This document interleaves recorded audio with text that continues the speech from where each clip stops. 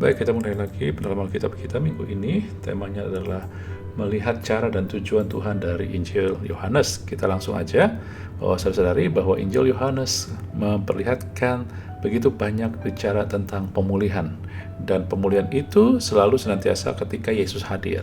Ya, jadi ini berbicara tentang pemulihan yang adalah anugerah. Ya, kenapa anugerah? Nanti kita akan melihatnya, saudari.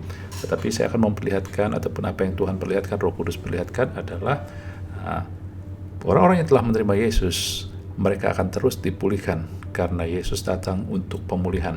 Dan ketika Yohanes 1 ayat 1 dikatakan pada mulanya adalah firman, ini adalah juga sesuatu frase yang kita sering ingat ataupun kita sudah familiar, ada di dalam kitab Kejadian.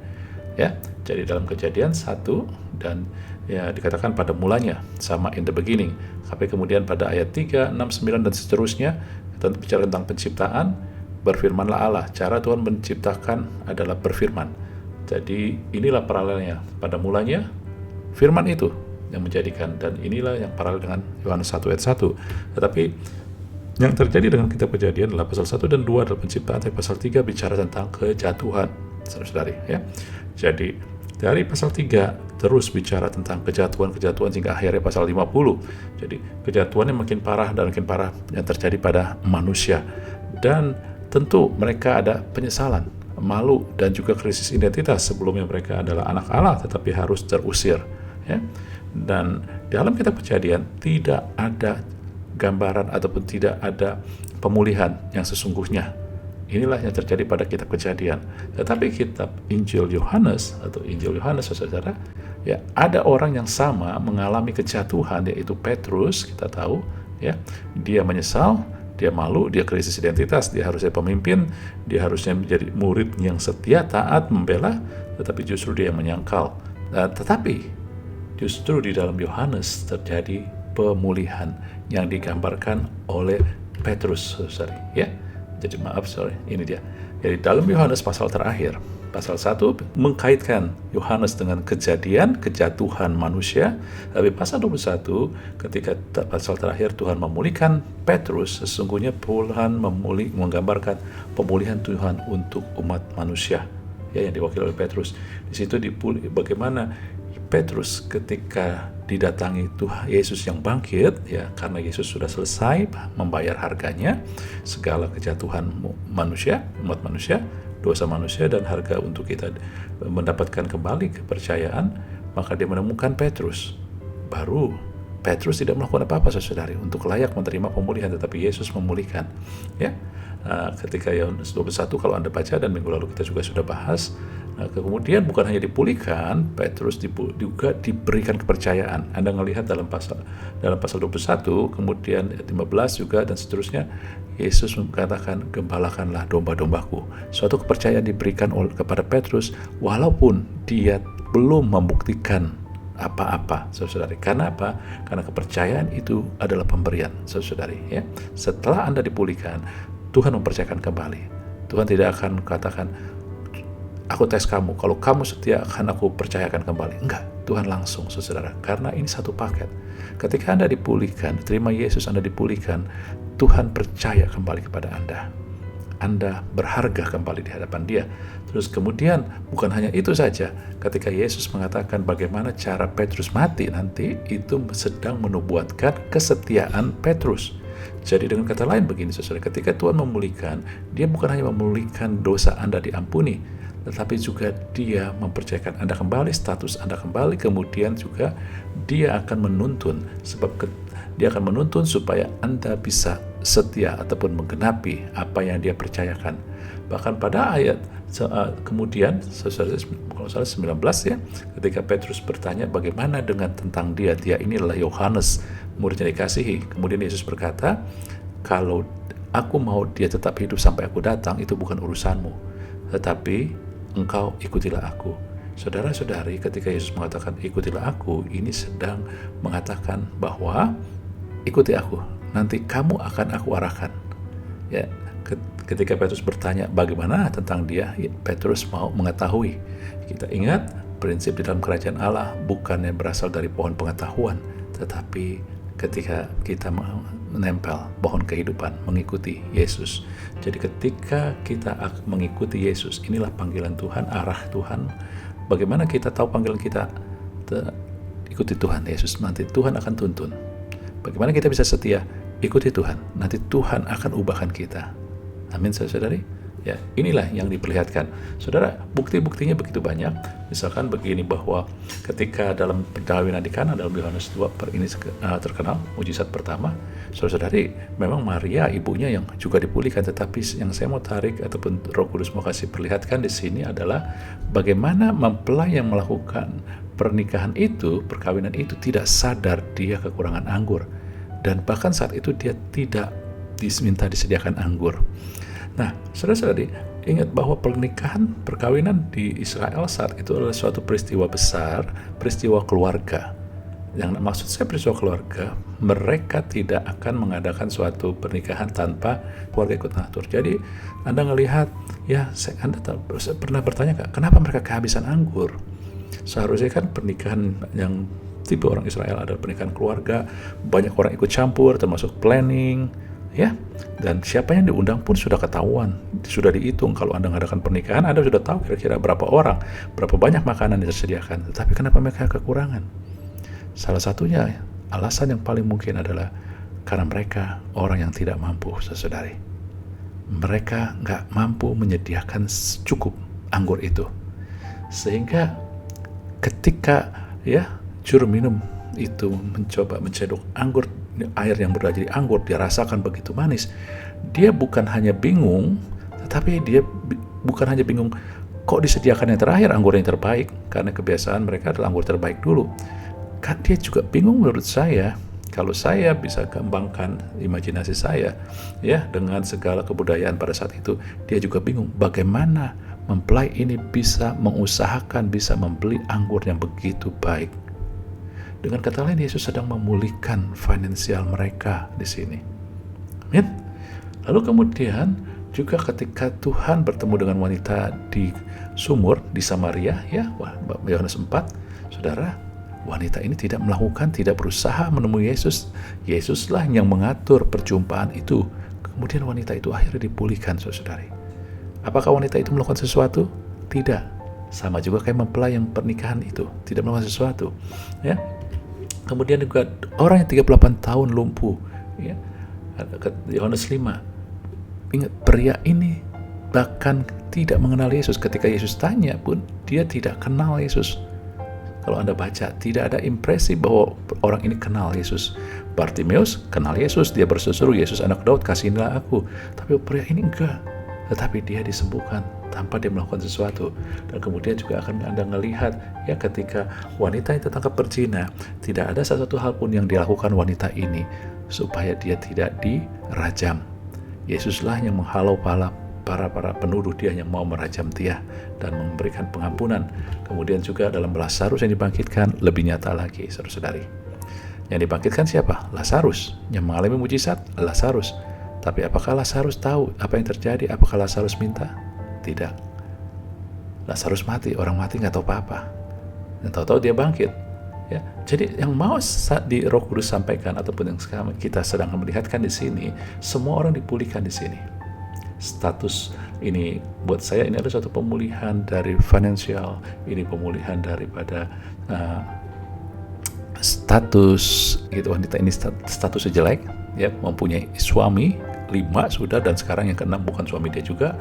Ini disembuhkan dari dipulihkan dari kelumpuhan, ini dipulihkan dari hukuman, dan ini dipulihkan dari kematian, saudara-saudari. Ini semua bicara pemulihan, dan ini semua ada di Injil Yohanes dan dipilih dengan tepat, saudara-saudari, ya. Dan ini membuktikan bahwa pemulihan adalah anugerah, kasih karunia Tuhan semata-mata, kemurahan Tuhan. Tidak ada satupun yang dilakukan orang tersebut.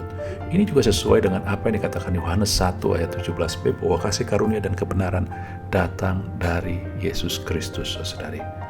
Jadi ketika Anda, ini cara Tuhan, ya, ketika Anda menerima Yesus, Anda dan saya menerima Yesus, maka Anda sudah memiliki pemulihan itu. Yesus sudah memulihkan seluruhnya yang Anda butuhkan. Bahkan bukan hanya ini hanya beberapa doang, seluruhnya. Harga pemulihan ataupun pemulihan Anda ketika Yesus mati bagi kita, itu sudah dibayar dan sudah disediakan. Tetapi masalahnya adalah Anda harus tahu dengan iman. Iman itu mulai dengan mengerti, mengetahui apa yang Yesus lakukan, karena iman harus bersumber daripada apa yang Yesus telah lakukan. Ketika Anda beriman pada apa yang Yesus lakukan, Anda beriman, Anda tahu Yesus sudah bayar harganya, maka mentalitas Anda adalah saya mengharapkan terjadi. Pengharapan Anda menjadi suatu hal yang besar. Anda bangkit dengan kepercayaan karena Yesus sudah memulihkan, sudah bayar harganya dan sudah ada, maka saya berharap pengharapan itu di dalam Kristus karena Yesus sudah lakukan jadi suatu kepastian. Ketika Anda tahu ini sudah dipulihkan, maka pengharapan timbul, maka pengharapan dalam Kristus suatu kepastian. Iman Anda lah mengerti ini. Banyak orang percaya merasa pemulihan harus diusahakan oleh diri dia sendiri. Enggak, saudara. Kita tetap harus menjadi pribadi yang baik karena kita anak-anak Tuhan, dan Tuhan juga menuntun, memimpin, dan juga mengubahkan kita, mendidik kita untuk menjadi orang-orang yang berkarakter Kristus. Tetapi apapun yang kita lakukan tidak bisa membayar harga daripada pemulihan yang Tuhan sudah sediakan. Anda bisa tangkap, coba Anda renungkan. Kalau Anda nggak bisa, kurang mengerti, silakan hubungi saya. Ya, oke, kita nggak berkutat di sini. Kira-kira itu gambaran garis besarnya, saudari. Jadi Anda melihat bahwa kasih karunia dan kemurahan Tuhan itu dianugerahkan kepada kita untuk hidup kita diampuni, benar, amin. Di atas kayu salib dosa kita diampuni. Tapi bukan itu aja, dipulihkan. Dan juga sama seperti orang-orang yang dipulihkan, ini semua saya percaya termasuk Petrus, setelah dia mendapatkan anugerah pengampunan, dipulihkan. Ya, walaupun juga Anda lihat waktu Petrus, dia belum kelihatan secara kasat mata perubahan-perubahan yang nampaknya.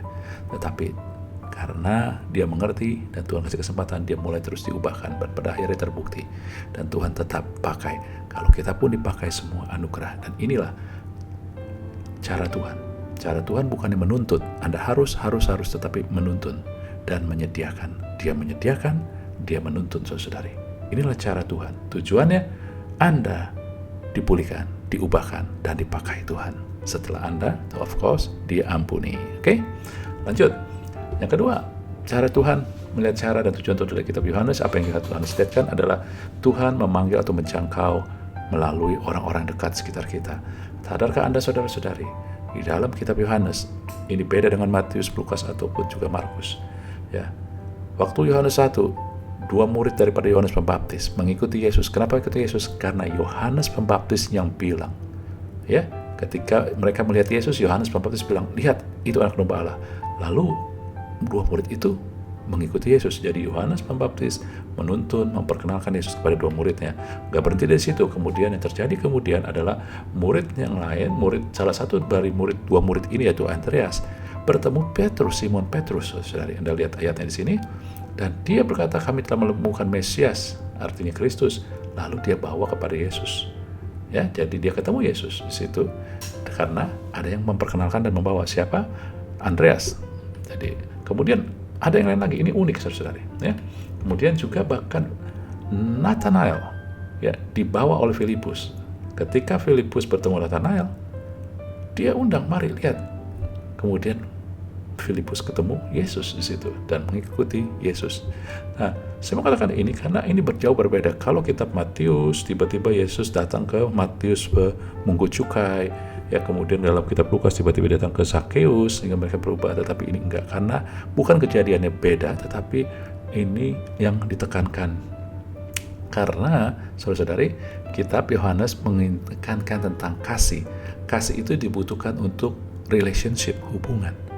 Jadi itulah hubungan Yohanes Pembaptis dan muridnya adalah guru dan murid. Dia bawa muridnya kepada Yesus. Andreas dengan Petrus saudara, dia bawa. Filipus dengan Nathanael teman, dia bawa, saudari. Dan wanita Samaria dalam Yohanes 4, setelah dia bertobat dijamah oleh Roh Kudus, saudari, dia datang ke tetangga-tetangganya di kotanya, dia mulai bawa orang tersebut, kasih tahu itu ada Rabi, ada orang yang tahu segala sesuatu. Could it be? Apakah itu mungkin Mesias? Dia bilang itu Mesias, gitu ya. Jadi dia yang membawa. Anda ngelihat, dan juga inilah juga pegawai istana yang disembuhkan, anaknya disembuhkan oleh Yesus tidak datang ke tempatnya, tetapi Yesus berkata saja, anakmu hidup. Dan ketika sampai di rumahnya pegawai istana itu, dan dia mengetahui jam yang sama ketika Yesus anakmu hidup dan anak itu bangkit sembuh, maka ia membawa seluruh keluarganya percaya kepada Yesus. Saudari, ini berbicara apa? Ini berbicara begini, bahwa kita adalah orang dekat, orang yang terhubung dengan seorang yang lain. Kitab Yohanes mau kasih unjuk cara Tuhan untuk menjangkau dan membantu kita menentukan tujuan hidup kita ataupun mempengaruhi kita adalah juga lewat orang-orang lain yang dekat hidup kita. Dan kita pun nih dipakai Tuhan untuk menjadi utusannya, untuk mengubahkan orang, memberitakan kabar baik, dan juga hal-hal yang lain. Sehingga saya mau katakan di sini bahwa Tuhan memakai orang-orang yang dekat sekitar kita untuk membawa tujuannya, dan kita pun dipakai oleh Tuhan untuk mempengaruhi orang-orang yang terhubung dengan kita sehingga mereka akhirnya bisa dituntun kepada tujuannya. Jadi gampang sekali ikut Tuhan, saudara-saudari. Ketika Anda terhubung sama Tuhan, Tuhan pakai Anda untuk menjangkau orang yang gak jauh-jauh dekat, saudara. Karena ingat bukannya berarti penginjilan ke daerah-daerah itu gak penting. Itu juga kalau Tuhan memang utus Anda. Tetapi secara umum setiap orang terhubung dengan orang-orang lain, baik itu keluarga, teman, saudara, tetangga. Tadi kita sudah ngeliat itu. Dan Tuhan pakai untuk juga Anda mungkin menjadi jawaban buat mereka, dan orang-orang sekitar kita juga menjadi jawaban atas pertanyaan-pertanyaan ataupun juga kebimbangan, keraguan kita. Saudara, seringkali saya mendapatkan jawaban Tuhan lewat orang-orang di sekitar saya. Amin. Dan demikian juga saya percaya kita pun seringkali menjadi jawaban, baik itu dalam hikmat, dalam perkataan, di dalam saluran, banyak macam bentuknya buat mereka juga. Saudara-saudari, jadi inilah yang cara Tuhan pakai, karena Yohanes bicara tentang love, kasih, relationship, hubungan. Hubungan selalu dibutuhkan untuk suatu relationship. Jadi Yohanes membicarakan keakraban, kedekatan, saudari. Ini Tuhan pakai. Tuhan memakai cara-cara seperti itu. Jadi kita melihat minggu ini ada 2 cara, dan tujuan Tuhan untuk apa? Kita sudah melihat Tuhan pakai orang-orang dekat untuk membawa tujuannya kepada kita dan juga sebaliknya. Dan Tuhan juga memakai pemulihan yang sudah Tuhan bayar, yang adalah anugerah yang datang dari Yesus, supaya kita diubahkan, dipakai.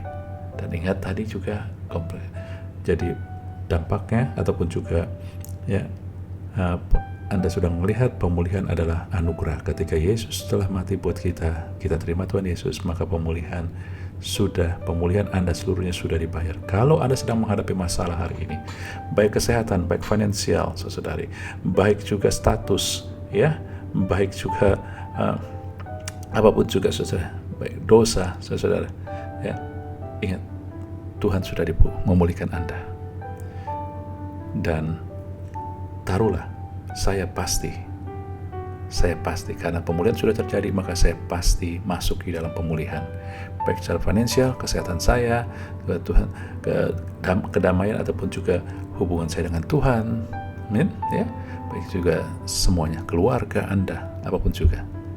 Miliki mental itu walaupun belum kita lihat, saudara, karena berjalan dalam kerajaan Allah, pertama yang Anda harus percaya dulu adalah iman, dan iman itu harus bersumber pada apa yang Yesus telah lakukan. Amin, saudari. Kiranya Tuhan memberkati kita semua. Sampai ketemu di minggu yang akan datang. Amin.